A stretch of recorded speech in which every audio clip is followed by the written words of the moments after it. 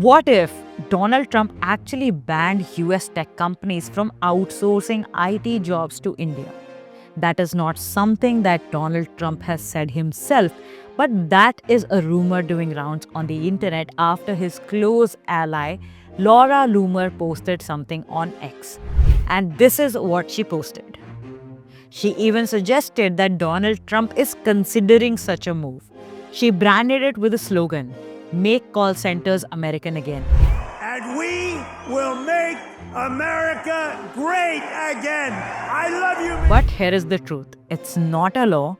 It's not even a formal policy proposal yet. But like many other statements that Trump has made in the past, this one too is designed to send a message. But the real story lies in the fact that what exactly can he do as the President of the United States? What does it mean for the massive IT industry in India? And how Indian students studying in the US could actually be the silent winners in all of this. If you're new to the channel, my name is Sheetal and I'm the founder of Dues Paid, where we simplify your study and work abroad journey. We upload a lot of videos that can simplify your path in one way or the other. So go subscribe now. Now let's get back to today's video.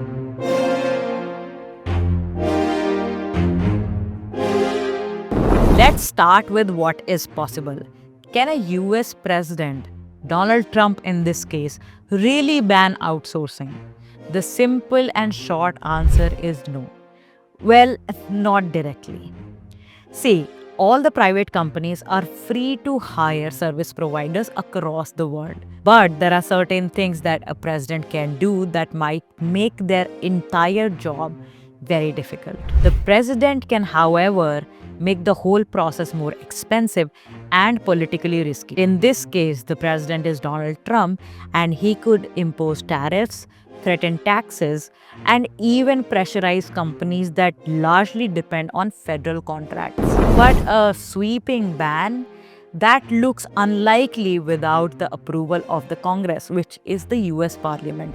And even if it is approved by the Congress, it could run into problems and complications with the World Trade Organization. You know, the US has international obligations under several trade agreements that prevent that there is no discrimination when it comes to services. So when Loomer says that Trump is actually considering banning outsourcing, that has to be taken with a pinch of salt and be understood as part of his larger Make America Great Again and America First agenda. The legal pathway for a sweeping ban on outsourcing of jobs is very, very narrow, but here the political messaging is very strong as always.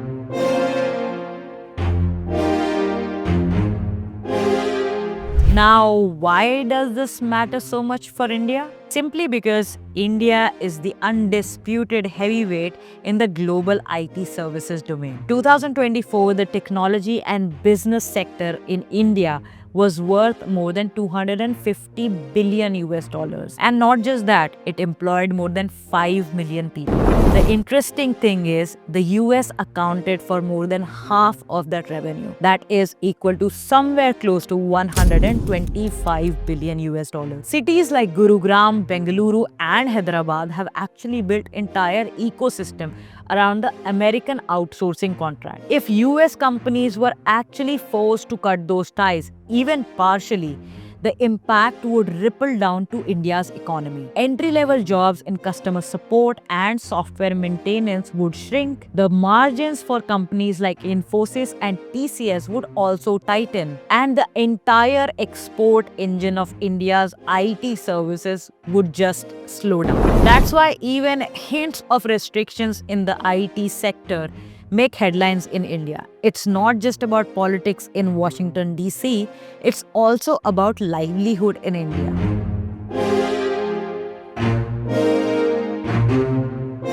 So if outsourcing was to be curbed, who would be the eminent loser and who would benefit from all of this? Well, on the losing side, there will definitely be IT services companies and workers who work for these companies. They will be the definite victims. But there is a twist. Just because US tech companies cannot send the work abroad, doesn't mean that they will stop needing tech support or backend services. The demand will still exist, it might just get shifted. And that shift could actually create more opportunities for American workers. Yes, but then there would also be a brighter side for Indian students studying in the US. Companies pressured to hire domestically would definitely have a look at the available talent pool as their first resource. And among international students, Indian students definitely dominate the ranks in computer science, data, and engineering.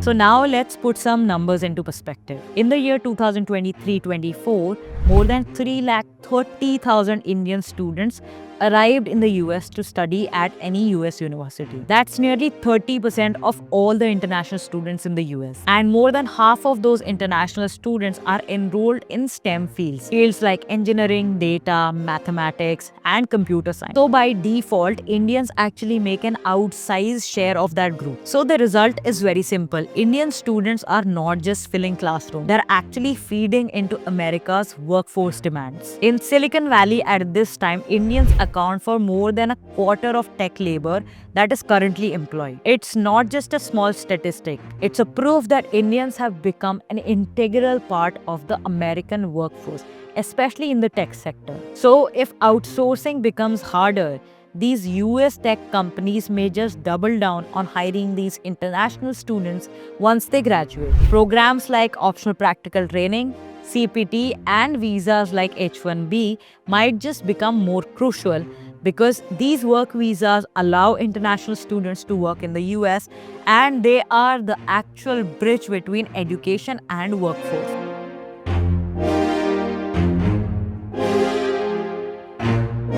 One of the major reasons why everybody is so worried that this outsourcing ban might actually come true is because of the fact that it is being played against the backdrop of current India and the US dynamic. You might have seen several times in the news that India and the US are currently in the middle of a trade and tariff war. But the good news is that leaders on both sides, India's Prime Minister Narendra Modi and the US President Donald Trump, have emphasized friendship. Narendra Modi has called the partnership with US forward-looking and special. Donald Trump, on the other hand, said that he will always be friends with Modi. And there is a reason for all this diplomacy and politics. The United States needs India as a counterweight to China. India, on the other hand, needs United States investments and access to its market. So even when there are tensions over trade, the overall strategic partnership is too sacred to be fractured. That's why a total outsourcing ban looks very unlikely, especially in the case of India and the US, wherein the strategic partnership is strong and the bilateral trades have been ever growing. More plausible thing that might happen is what we call symbolic disruptions. You might have some tariffs here, some executive orders there.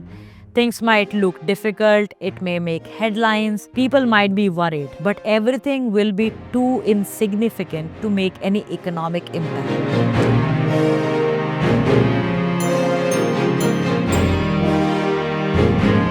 The bigger story here is that we might be doing away with a world and moving away from a world that is defined by outsourcing contracts.